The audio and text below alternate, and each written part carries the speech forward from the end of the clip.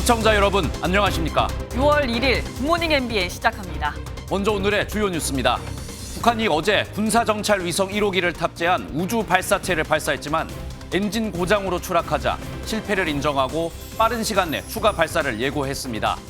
경계경보 오발령 사태 등 정부 기관들의 혼선은 시민들을 불안하게 만들었습니다. 미국 백악관은 북한의 우주 발사체와 관련해 계속해서 김정은과 그 체제에 책임을 물을 것이라고 강조했습니다.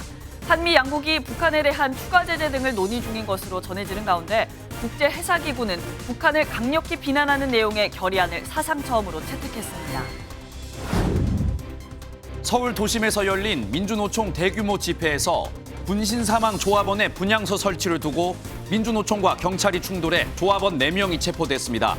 경찰의 캡사이신 최류액 살포 가능성까지 나왔지만 노조가 야간 행진을 취소해 최악의 상황은 피했습니다. 코로나19 확진자에 대한 격리 의무와 동네 의원, 약국에서의 마스크 착용 의무가 오늘부터 해제됐습니다.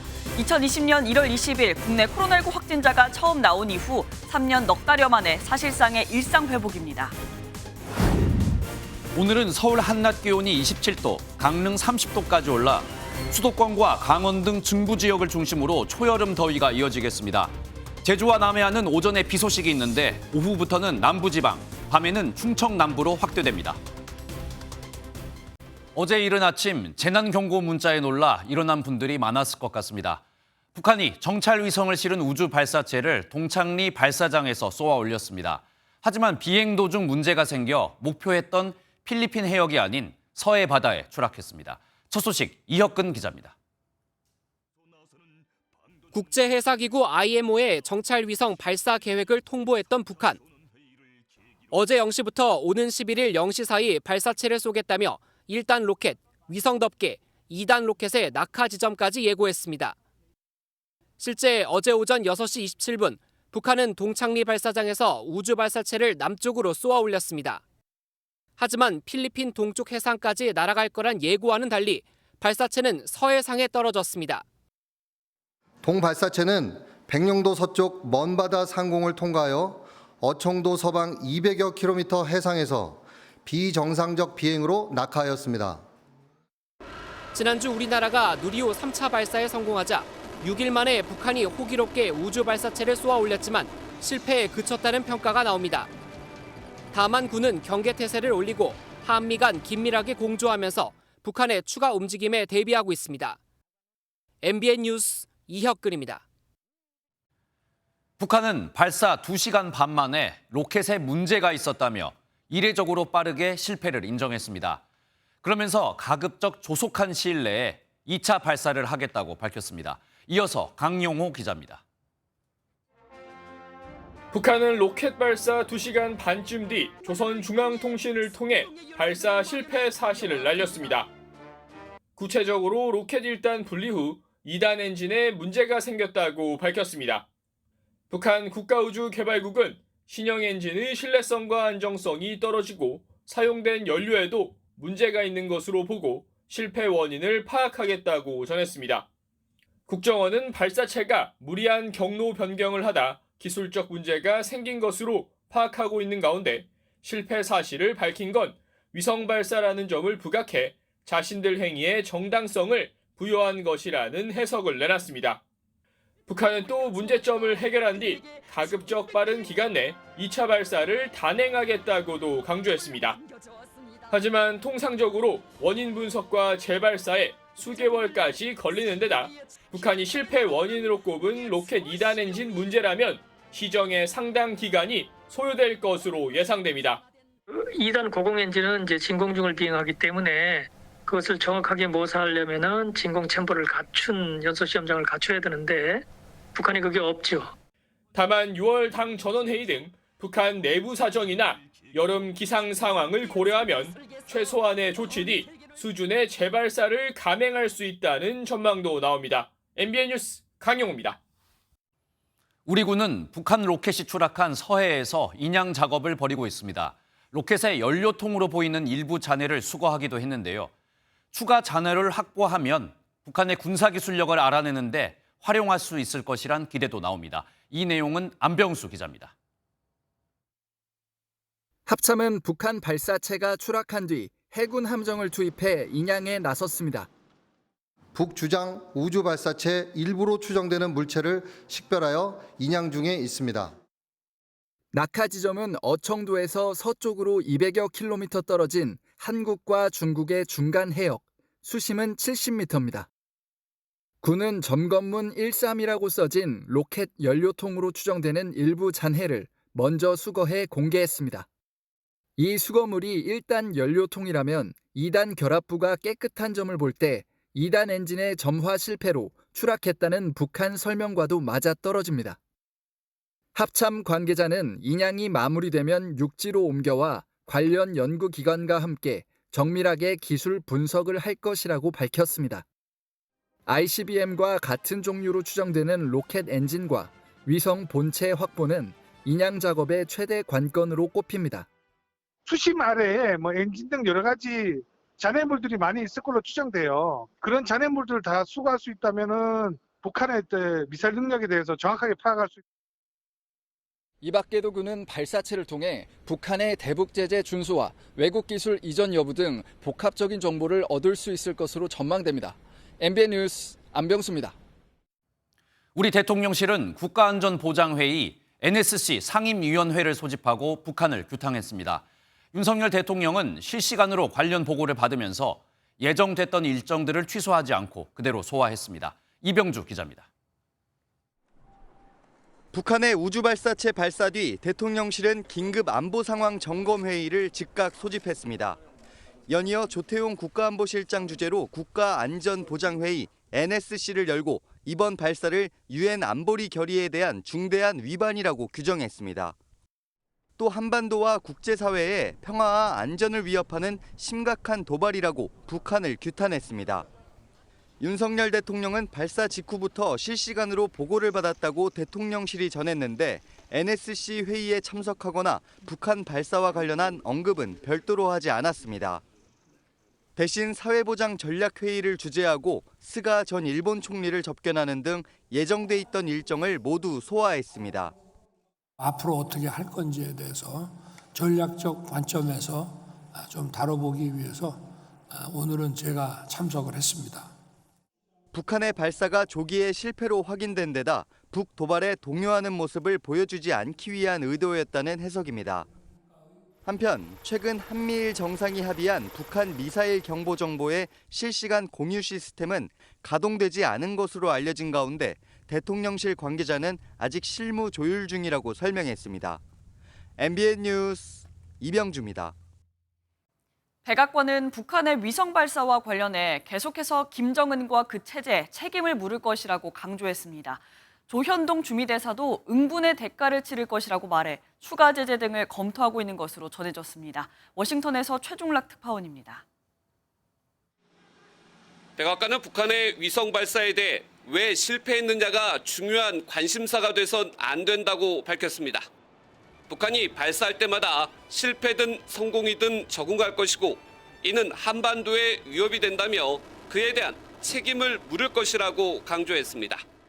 Military capabilities that are a threat not only on the peninsula but to the region, which is why we're going to continue to work with allies and partners on holding Kim Jong-un and his regime accountable.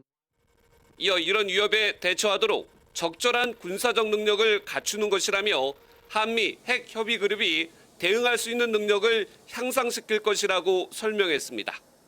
조현동 주미대사도 북한의 위성 발사는 성공 여부를 떠나 유엔 안전보장이사회 결의를 위반한 명백한 불법 행위로 응분의 대가가 따를 것이라고 말했습니다. 북한은 2차 발사를 하겠다고 하였습니다만 어떠한 발사에 대해서도 응분의 대가를 치를 것입니다. 북한의 도발에 한미 양국은 추가적인 제재와 유엔 안보리 조치 등을 협의 중인 것으로 알려졌습니다. 중국과 러시아의 반대에 대비해 협력을 확보하는 데에도 주력할 예정입니다. 다만 북한의 추가 발사를 지켜보는 등 종합적인 대응에 나설 방침인 것으로 전해졌습니다. 이런 가운데 한미 핵 협의 그룹은 조만간 1차 회의가 개최될 예정이며 일본이 참여할 경우에는 다른 성격의 협의체로 바뀔 가능성도 있는 것으로 알려졌습니다. 워싱턴에서 MBN 뉴스 최중락입니다. 국제해사기구 IMO가 북한의 미사일 발사를 강력하게 규탄하는 결의문을 채택했습니다. 결의문에서 회원국들은 북한의 탄도미사일 발사가 유엔 안전보장이사회 결의 위반이며 미사일을 발사할 때 적절한 사전 통보를 하지 않아 국제해운의 안전을 심각하게 위협했다고 비판했습니다. IMO에서 북한의 미사일 발사를 규탄하는 결의문이 채택된 건 이번이 처음입니다. 김여정 북한 노동당 부부장이 한국과 미국 등 국제사회가 북한의 우주 발사체를 규탄한 것에 대해 비판했습니다. 김 부부장은 우리의 위성 발사가 규탄을 받아야 한다면 미국 등 이미 수천 개의 위성을 쏘아 올린 나라들이 모두 규탄을 받아야 한다는 것이라며 북한에 대한 규탄은 궤변이라고 강조했습니다. 그러면서 군사 정찰 위성은 머지않아 우주 궤도에 정확히 진입하여 임무 수행에 착수하게 될 것이라고 밝혔습니다. 어제 아침 서울에 느닷없이 경계경보가 발령되고 또 곧바로 오발령이란 문자가 날아들며 시민들은 혼란에 빠졌습니다. 행정안전부는 서울시가 잘못 발령한 것이다. 또 서울시는 우리 잘못이 아니다. 시장이 전면에 나서 반박하며 책임 공방을 벌였습니다. 보도에 김민수 기자입니다. 출근길 시민들이 휴대폰 화면을 보면서 발걸음을 옮깁니다. 오전 6시 32분. 삑삑거리는 경고음과 함께 위급 재난 문자를 받아본 지 몇 시간도 되지 않은 시점입니다. 집에 핸드폰이 전부 다 울려가지고 깜짝 놀라서 깼는데 봤더니 경계 문자가 와 있는데 뭐 대피하라는 이야기는 있는데 뭐 어디로 가라는지 뭐 무슨 일인지 안 나와 있어서. 먼저 시민들을 혼란스럽게 만든 건 부실한 문자 내용이었습니다. 경계 경보가 발령됐으니 대피할 준비를 하라는 말만 나와 있을 뿐이고 정작 경계 경보는 왜 발령됐고 어디로 대피하면 되는지 알 수가 없었던 겁니다. 답답한 시민들이 직접 이유를 찾다 보니 국내 최대 포털인 네이버가 5분가량 서버 장애를 일으키기도 했습니다. 22분 뒤인 오전 7시 3분, 행정안전부는 서울시가 발령한 경계경보는 오발령이라는 위급 재난 문자를 보냈습니다. 오전 7시 25분, 서울시가 오발령이라는 말 대신 경계경보가 해제됐다는 위급 재난 문자를 보내면서 행안부와 설명이 엇갈리기 시작합니다. 행안부는 기자단에 공지한 입장을 통해서도 오발령이라는 단어를 써가며 행안부와는 무관한 입장임을 재차 강조했습니다. 하지만 오세훈 서울시장은 긴급 브리핑을 열어 오발령이 아니었다고 반박했습니다. 이번 긴급 문자는 현장 실무자의 과잉 대응이었을 수는 있지만 오발령은 아니었다고 판단됩니다. 총리실 산하 국무조정실은 이번 경계경보 사태가 과잉 대응인지 오발령인지 여부를 조사하고 있습니다. MBN 뉴스 김민수입니다. 한편 후쿠시마 오염수 시찰단이 일본에 다녀온 지 닷새 만인 어제 결과를 발표했습니다. 오염수 정화 장치인 다핵종 제거 설비 알프스의 원자료를 확보하고 원전 주요 설비가 설계대로 됐는지 둘러봤다고 밝혔는데요. 의미 있는 진전이었다 이렇게 평가했는데 최종적인 안정성 판단은 추가 분석이 필요하다며 결론을 미뤘습니다. 조경진 기자입니다. 시찰단장이 직접 지난 5박 6일간 시찰 결과에 대한 대국민 설명에 나섰습니다. 원전 주요 설비가 설계대로 설치됐는지 확인했고 성능과 안전성은 이제부터 검증에 들어갑니다. 도면대로 돼 있다고 해서 성능이 만족할 수 있는 것을 입증하는 건 아니기 때문에 추가적인 자료를 통해서 저희들이 성능도 그럼 만족하는지 이 부분을 저희들이 이제 확인을 해야 된다라는 말. 방사성 핵종을 제거하는 가장 중요한 다핵종 제거 설비, 일명 알프스의 입구와 출구 농도의 원자료와 그간 알프스 고장 사례를 확보했다고 밝혔습니다. 긴급 상황을 가정한 차단 밸브 역할을 검토하고 원전 오염수가 희석 목표를 만족하는 바닷물 용량을 확보했는지 확인했다며 의미 있는 진전이 있었다고 강조했습니다. 그동안 공개하지 않았던 시찰 단원의 전체 명단도 공개했습니다. 다만 가장 관심이 쏠린 시료 채취는 한일 간 논의 과정에서도 언급하지 않은 것처럼 원전 현장에서도 시도하지 않았다고 밝혔습니다. 민간 전문가가 일본 측 반대로 시찰단에서 완전히 배제되면서 별도 자문단이 꾸려졌지만 아직 시찰 결과를 공유하지는 않았습니다. 이번에 일본에 가서 우리가 새로 요청을 해서 받는 이런 자료 같은 것들을 분석을 하는데에도 우리 아마 민간 전문위원들의 좀 역할도 좀 필요하지 않나 이렇게 좀 생각을 하고 있고요. 이 모든 것의 베이스는 역시 과학이어야 된다고 생각합니다. 시찰단은 확보된 자료를 바탕으로 정밀 분석을 한 뒤 결과를 발표할 방침입니다. 이달 국제원자력기구의 오염수 교차 검증 보고서 발표 전후로 점쳐집니다. MBN 뉴스 조경진입니다. 국제원자력기구 IAEA가 후쿠시마 원전 사고로 오염된 물에서 삼중 수소 외 추가 핵종이 유의미한 수준으로는 나오지 않았다는 내용의 보고서를 공개했습니다. IAEA는 오염수에서 삼중 수소 외에 추가적인 방사성 핵종이 유의미한 수준으로는 검출되지 않았다며 도쿄전력이 채택한 측정 방법은 목적에 부합했다고 설명했습니다. 앞서 도쿄전력은 다핵종 제거 설비 등으로 오염수에서 대부분의 방사성 핵종을 제거한 상태라며 정화 과정을 거쳐도 남아있는 삼중 수소는 희석해 방류하겠다고 밝혔습니다. 한편 자녀 특혜 채용 의혹으로 논란을 빚고 있는 중앙선관위가 4년 전에도 채용 과정에 문제가 있다는 지적을 받았던 것으로 나타났습니다. 당시 감사원 지적을 받은 선관위는 시험위원을 100% 외부위원으로 하겠다는 개선 사항을 내놨지만 지금까지 지키지 않은 것으로 나타났습니다. 김순철 기자가 단독 보도합니다. MBN이 확보한 지난 2019년 감사원의 중앙선관위 감사 결과 문건입니다. 선관위는 2016년 1월부터 2018년 7월까지 50건의 경력 채용으로 59명을 선발했습니다.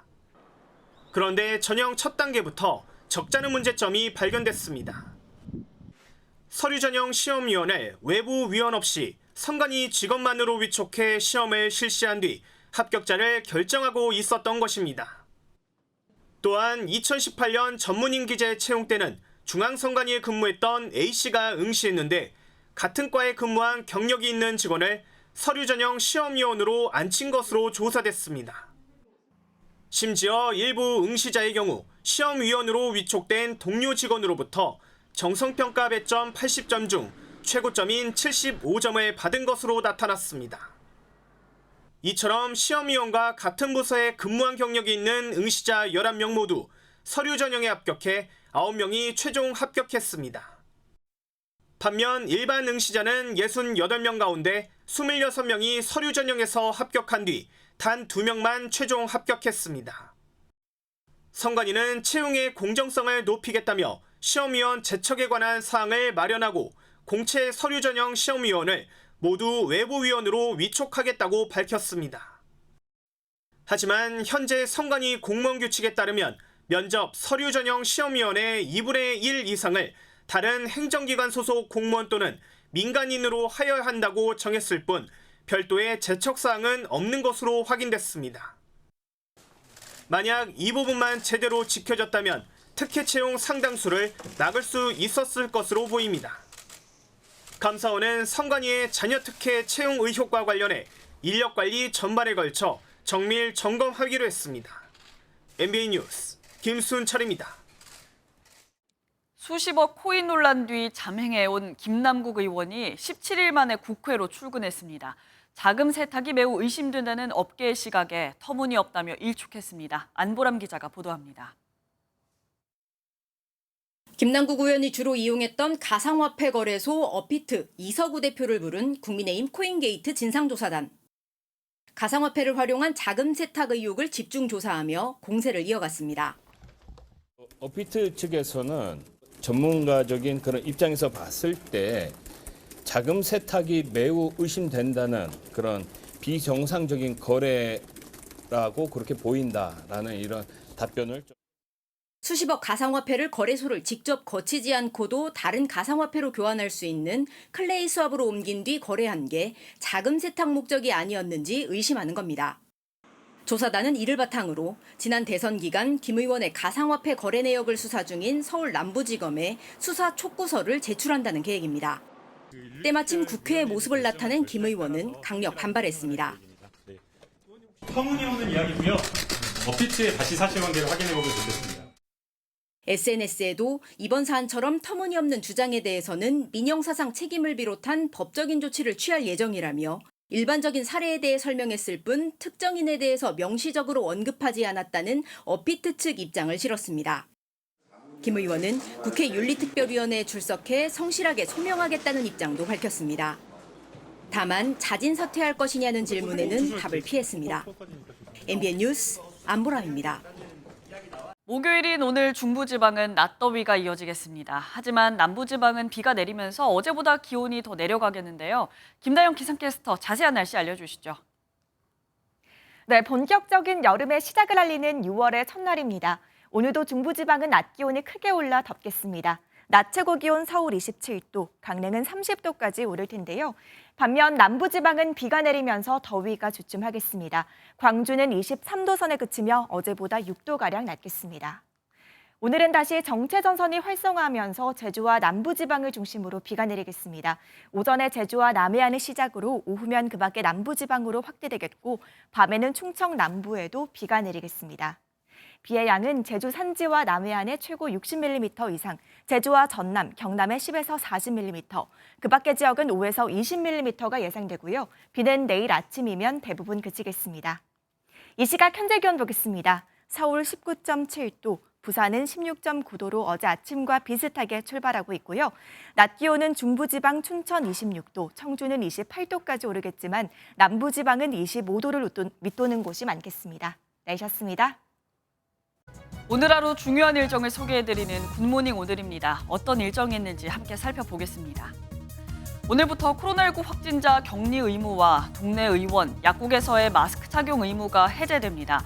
확진자 7일 격리 의무가 5일 격리 권고로 바뀌고 백신 접종과 치료제는 무상으로 공급됩니다.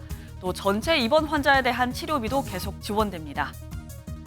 정부와 여당이 윤석열 정부의 3대 개혁 과제 중 하나인 교육 개혁 방안과 관련해 국회에서 당정협의회를 엽니다. 정부가 2025년에 도입하겠다고 밝힌 인공지능 기반 디지털 교과서의 추진 방안 등이 논의될 것으로 보입니다. 더불어민주당이 후쿠시마 사고 원전 오염수 방류 시도와 민생 대책 방안을 주제로 긴급 간담회를 열고 전문가들의 의견을 듣습니다. 또 민주당 지도부는 모레 부산에서 오염수 방류 반대 집회와 현장 간담회를 여는 등 장외투쟁과 여론전도 이어갈 예정입니다. 불법 논란을 빚었던 차량 호출 서비스 타다에 대한 대법원 판단이 나옵니다.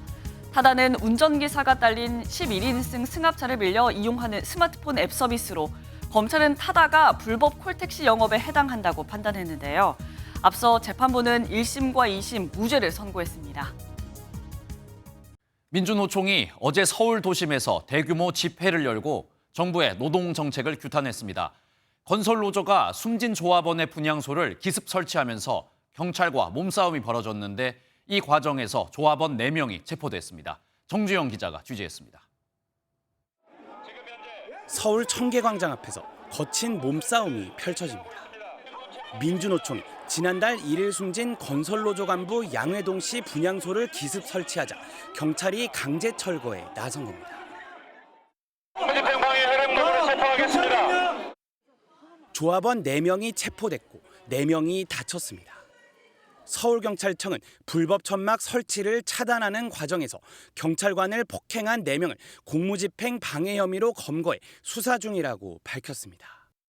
민주노총이 어제 오후 서울 도심에서 2만 명 규모의 대규모 집회를 열자 경찰은 5천여 명을 투입해 만일의 사태에 대비했습니다. 윤석열 정권은 민주노총을 노동자들을 불법, 비리, 폭력, 간첩으로 낙인찍어 탄압했습니다. 이어진 야간 촛불 문화제에서도 노조 탄압을 멈추라는 목소리가 이어졌습니다. 야간 집회는 2시간가량 이어졌고 참가자들은 예정했던 경찰청으로의 행진은 진행하지 않았습니다. 경찰이 불법 집회에 엄정 대응하겠다며 6년 만에 캡사이신을 준비하면서 한때 긴장감이 감돌았지만 최악의 상황은 벌어지지 않았습니다. 민주노총은 매일 저녁 청계광장에서 촛불 문화제를 이어갈 계획이어서 추가 충돌이 우려됩니다. MBN 뉴스 정주영입니다. 신호 위반을 한 40대 중국인 오토바이 운전자가 단속을 피해 달아나려다 경찰관을 치었는데 당시 현장의 경찰관들이 온몸으로 막아 이 남성을 체포했습니다. 처음엔 경찰관인 줄 몰랐다고 진술했다가 혐의를 인정했는데 결국 구속됐습니다. 홍지호 기자가 취재했습니다. 음주운전 단속을 하던 경찰관이 다급하게 차 반대편으로 뛰어가 멈추라는 신호를 보냅니다. 속도를 늦추지 않자 몸으로 오토바이를 막아선 뒤 부딪혀 쓰러졌습니다. 지난달 24일 밤 9시쯤 신호 위반을 하고 달아나려던 오토바이 운전자를 경찰이 현행범으로 체포하는 모습입니다. 계속 달려오다가 이제 약간 멈칫하더라고요. 그래서 저도 막아섰는데 피할 타이밍을 놓쳤고 해서 이제 사고가 난 거죠. 사건 당시 4명의 경찰관들이 단속을 위해 10m 정도의 간격을 두고 이 도로에 서 있었는데 남성은 이들을 모두 피하려다 결국 붙잡혔습니다. 오토바이를 운전한 40대 중국인 남성은 음주나 무면허 상태도 아니었습니다. 남성은 신호 위반을 하면 보험이 적용되지 않을 수도 있다고 생각했고 막아서는 게 경찰인 줄도 몰랐다고 진술했다가 결국 혐의를 인정한 것으로 전해졌습니다.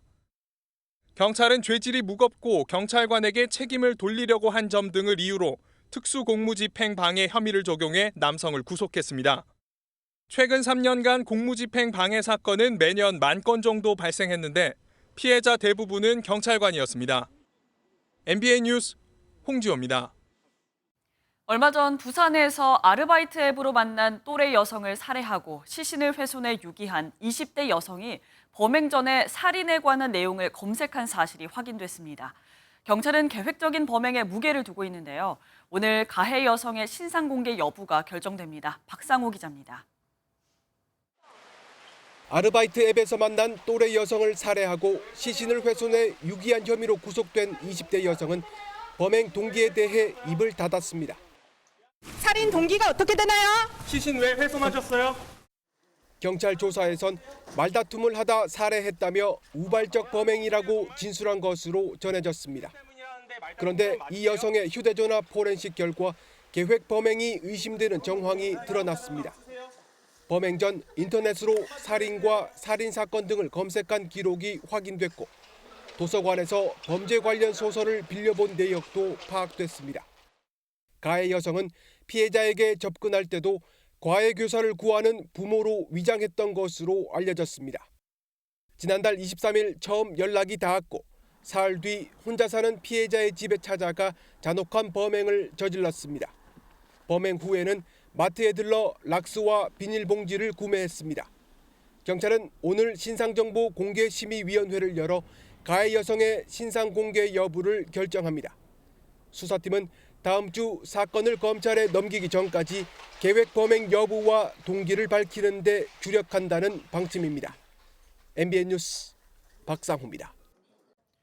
부산 서면에서 귀가하던 여성을 무차별 폭행한 이른바 부산 돌려차기 사건의 가해 남성에게 검찰이 징역 35년을 구형했습니다.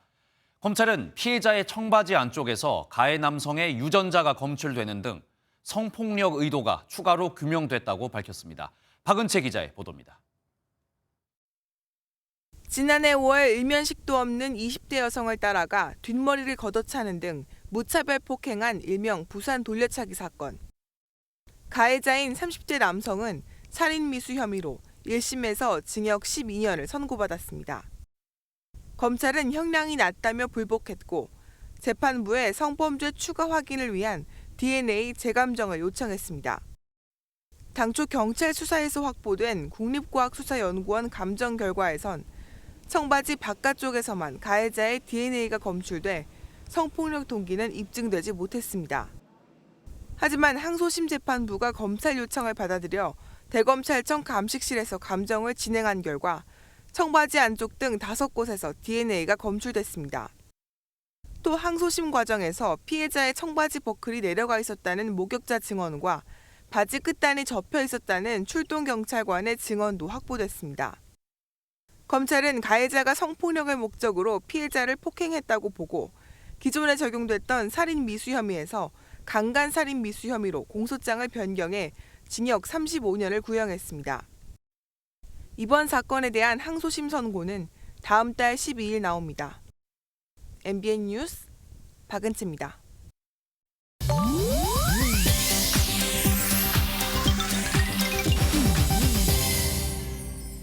인터넷에 화제가 되고 있는 소식들을 모아 전해드리는 인터넷 와글와글입니다. 영국 런던에 있는 손흥민 선수의 찰칵 세리머니 벽화가 갑자기 사라졌다는 목격담이 SNS에 올라왔습니다. 최근 온라인 커뮤니티 등에는 손흥민 벽화를 찾아온 축구 팬들의 인증샷이 올라왔는데요. 하지만 손흥민 벽화가 있었던 자리에 지금은 미국 출신 래퍼 투팍의 모습이 그려져 있다고요. 정확한 이유는 밝혀지지 않았지만 벽화에 낙서가 있어 교체됐다. 원래 한 달간 전시되기로 했었는데 인기가 많아서 내버려뒀던 것 같다 등의 여러 의견이 나오고 있다고 합니다. 손흥민 벽화는 지난해 영국 그래피티 예술가 그나셔가 북런던 스톨리 거리에 그린 작품으로 손흥민 선수가 득점왕을 했을 당시 공개돼 화제를 모았는데요. 일부러 이곳을 찾은 팬들은 많이 아쉬웠을 것 같네요. 영화 대부로 유명한 배우 알파치노가 83세 나이에 늦둥이를 얻게 됐습니다. 미국 연예 매체 등에 따르면 29살인 여자친구 누어 알팔라가 임신 8개월 차례 접어들었다고 하는데요. 아이가 자라 성인이 되면 알파치노는 100살이 될 것이라고 전했습니다. 지난해 4월 연인 관계로 발전했다는 두 사람의 나이 차이는 무려 54살. 세간의 우려도 쏟아졌지만 이들은 1년 넘게 사랑을 키워왔다고요. 한편 알파치노는 결혼한 적은 없지만 다른 2명의 여성 사이에 3명의 자녀를 두고 있는데요. 이번에 아이가 태어나면서 모두 4명의 아빠가 된다네요. 미국의 흑곰 한 마리가 빵집에 들어가 컵케이크 60개를 먹어치우는 일이 벌어졌습니다. 지난 24일 미국 코네티컷주 에이번 마을의 한 빵집에서 벌어진 일입니다. 직원이 차에 제품을 싣는 틈을 타 근처에 있던 흑곰 한 마리가 차고로 들어가더니 컵케이크가 담긴 상자를 밖으로 끌고 나와 케이크를 먹기 시작합니다. 컵케이크 60개와 코코넛 케이크 여러 개를 먹어치웠지만 다행히 다친 사람은 없었다고 하는데요. 직원이 차를 타고 다가가 겁을 준 후에야 곰은 물러났다고 하네요. 이 지역 주변엔 흑곰 천여 마리가 서식하고 있어 주거지에 나타나는 경우도 종종 있다고 하는데 이 가게 개점 이래 가장 특별한 손님이었을 것 같습니다. 인터넷 와글와글이었습니다. 방탄소년단 BTS의 소속사인 하이브 직원들이 지난해 BTS가 활동 중단을 발표하기 직전 보유하고 있던 주식을 팔아치운 것으로 드러났습니다. 직원들은 내부 정보를 활용해 손실을 피했지만 일반 투자자들은 예상하지 못했던 활동 중단에 큰 손해를 봐야 했습니다. 최은미 기자입니다. 지난해 6월 유튜브 채널을 통해 단체 활동 잠정 중단을 선언한 BTS. 이해를 해줬으면 좋겠어요. 네. 그래서 저희도 뭔가 개인적으로 이제 각자 시간 가지면서 한 단계 더 성장을 해서 여러분들 앞에 돌아온 날이 분명도 있을 거고 그래가지고. 갑작스러운 소식에 전 세계 팬들은 물론 소속사인 하이브 투자자들까지 혼란에 빠졌습니다. 활동 중단 다음 날 주가는 24.8% 하락하며 하루 만에 시가총액 2조 원이 사라졌기 때문입니다. 그러나 자사주를 보유하고 있던 하이브 소속 팀장 등 3명의 직원은 달랐습니다. 곧 활동을 중단한다는 내부 정보를 듣고 보유하고 있던 주식을 공식 발표 전에 매도해 1인 최대 1억 5천만 원, 총 2억 3천만 원의 손실을 피했습니다. 금융감독원 자본시장 특별사법경찰은 내부 정보를 활용해 주식을 매도한 하이브 소속 팀장 등 3명을 자본시장법 위반 혐의로 검찰에 기소 의견 송치했습니다. 하이브는 개인의 일탈이라는 해명만 내놓았습니다. 개인에 대해 이뤄진 건임으로 회사가 들을 수 있는 말씀이 없다. 사실 이게 공식 입장이고요. 위법 사항이 확정되면 위법 행위 사항만 합당한 조치가 이루어질 거라고. 하이브가 BTS 활동 중단이라는 정보를 공시나 공식 발표가 아니라 유튜브 영상을 통해 공개해 투자자 혼란을 키웠다는 점도 도마 위에 올랐습니다. 금융감독원은 핵심 아티스트의 활동 계획이 회사 주가에 미치는 영향이 상당하다며 관련 정보가 투자자들에게 올바른 방식으로 제공될 수 있도록 시스템을 갖춰야 한다고 강조했습니다. MBN 뉴스 최은미입니다.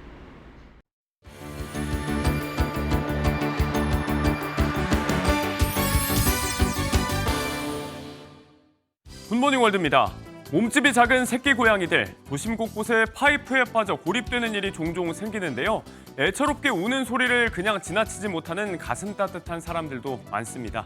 레바논입니다. 열 화상 감지 카메라에 무언가 움직임이 포착됩니다. 이윽고 사람들이 그곳을 파내기 시작하는데요. 오랜 작업 끝에 드러난 배관, 구멍을 내고 손을 넣자 까만 새끼 고양이 한 마리가 딸려 나옵니다. 레바논 베이루트의 한 건물 옥상에서 태어난 이 고양이는 빗물 파이프를 타고 아래로 떨어지고 말았는데요. 무려 사흘 동안 파이프 안에 갇혀 있다가 동물보호 활동가들에게 극적으로 구조된 겁니다. 다행히 치료를 받고 현재는 무사하다고 하는데요. 베이루트라는 이름이 붙여질 예정이라네요. 이번엔 빗물 파이프가 아니라 달리는 고속도로에 떨어진 새끼 돼지 얘기입니다. 역시나 착한 사람들에게 구조됐는데 그 순간 이 돼지의 운명이 바뀌었습니다. 럭키라는 이름엔 다 이유가 있다고요. 새끼 돼지와 함께 신나게 뛰어노는 소년. 그저 반려동물과 행복하게 지내는 평범한 시간인 듯 싶지만 이 새끼 돼지 럭키에게는 특별한 사연이 있습니다. 지난주 미국 라스베이거스의 고속도로 위 달리는 트럭에서 벼란간 뚝 떨어진 건데요. 이를 본 소년의 가족들이 재빨리 차를 세우고 이 새끼 돼지를 구조해낸 겁니다. 생후 8주에서 12주밖에 되지 않은 이 돼지는 원래 트럭에 실려 도살장으로 향할 운명이었다고요. 새 가족을 만났고 근처의 보호시설에서 안락하게 지낸다고 하니 이름처럼 정말 행운아가 맞는 것 같죠. 실사판 영화 인어공주가 최근 화제죠. 이웃나라 대만에서 이른바 인어 대회가 열리면서 실사판 인어들이 총출동했습니다. 화제의 영화처럼 고정관념에 도전장을 내민 인어들이 있는데요. 그 현장으로 갑니다. 푸른색 꼬리를 흔들며 유영하는 인어의 자태. 짧은 머리와 다부진 몸집. 이 인어의 성별은 분명히 남성입니다. 최근 인어 다이빙이 각광받고 있는 대만 타이중에서 인어 대회가 열렸는데요. 5명의 남성 인어도 이렇게 함께했습니다. 숨을 참고 헤엄치면서도 늘 평온한 표정과 우아한 몸짓으로 연기해야 하는 게 관건. 인어는 여성이어야 한다는 인식과 부족한 저변 탓에 남성 인어들에게는 이런 기회 자체가 매우 드물답니다. 감격의 눈물을 보인 참가자들, 앞으로도 행복하게 물속을 누빌 수 있길 바랍니다. 굿모닝 월드였습니다.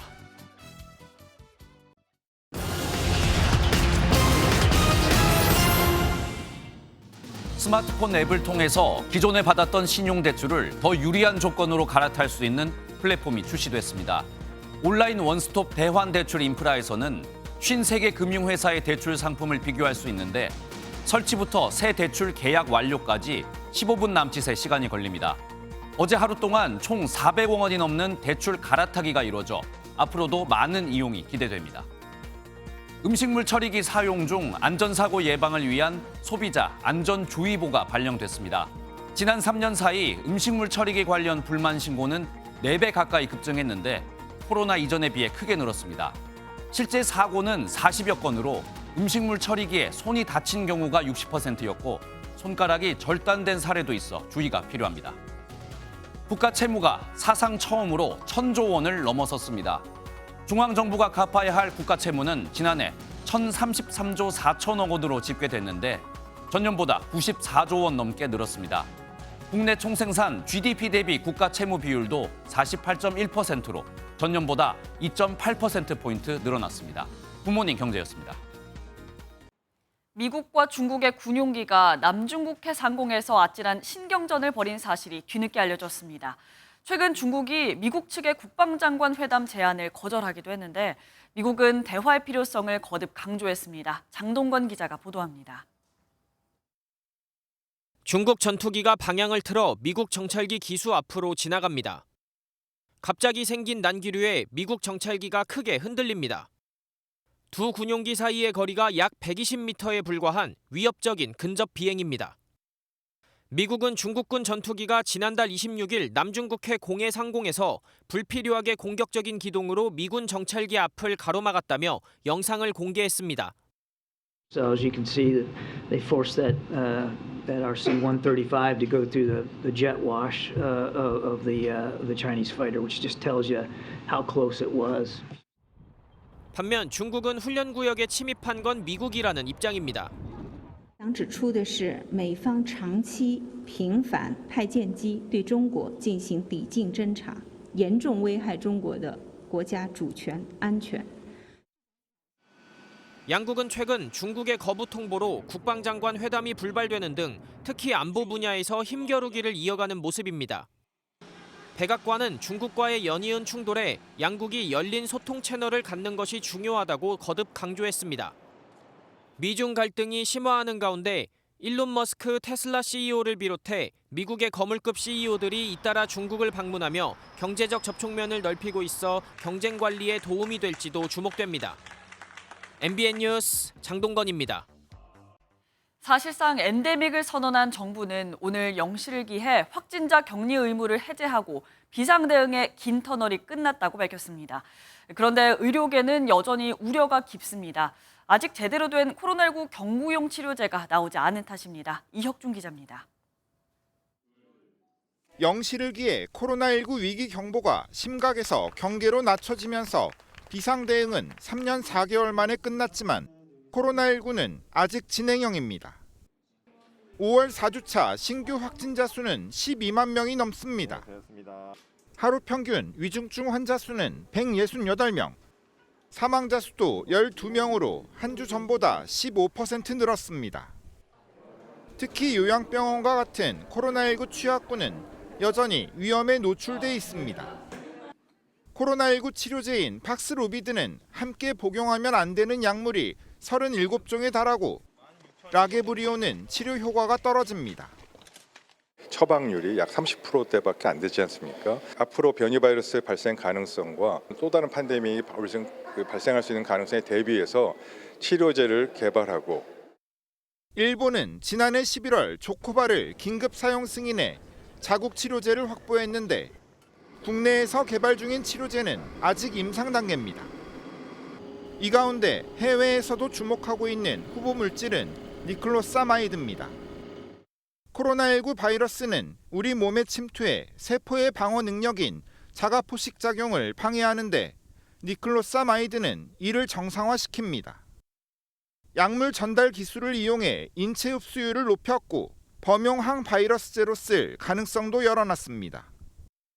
코로나19의 12가지 증상을 개선하는 데 걸린 시간이 4일 단축됐습니다. 고위험군을 대상으로 했을 때는 6일이 단축된 것을 확인을 했습니다. 윤석열 대통령은 지난 G7 정상회의 보건 분야 의제와 관련해 백신 치료제 개발 연구에 2,400만 달러를 지원하기로 한 바 있습니다.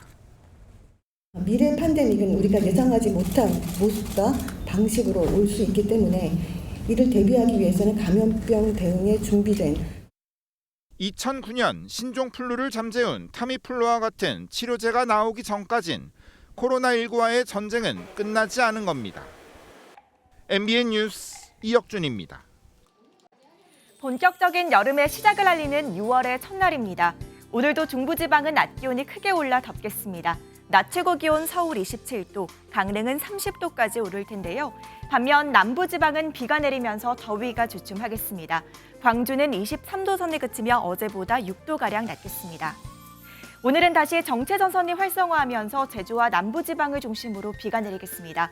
오전에 제주와 남해안을 시작으로 오후면 그 밖의 남부지방으로 확대되겠고 밤에는 충청 남부에도 비가 내리겠습니다. 비의 양은 제주 산지와 남해안에 최고 60mm 이상, 제주와 전남, 경남에 10에서 40mm, 그 밖의 지역은 5에서 20mm가 예상되고요.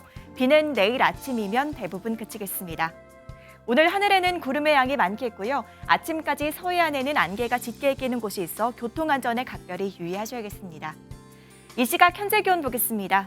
서울 19.8도, 부산은 17.7도로 어제 아침과 비슷하게 출발하고 있고요. 낮 기온은 중부지방 춘천 26도, 청주는 28도까지 오르겠지만 남부지방은 25도를 밑도는 곳이 많겠습니다. 내일 오후에는 강원 산지에 소나기가 내리겠고요. 주말에는 전국이 대체로 맑은 가운데 낮 기온이 30도 안팎까지 오르겠습니다. 내셨습니다. 목요일 아침 굿모닝 MBN 마치겠습니다. 함께해 주신 여러분 고맙습니다.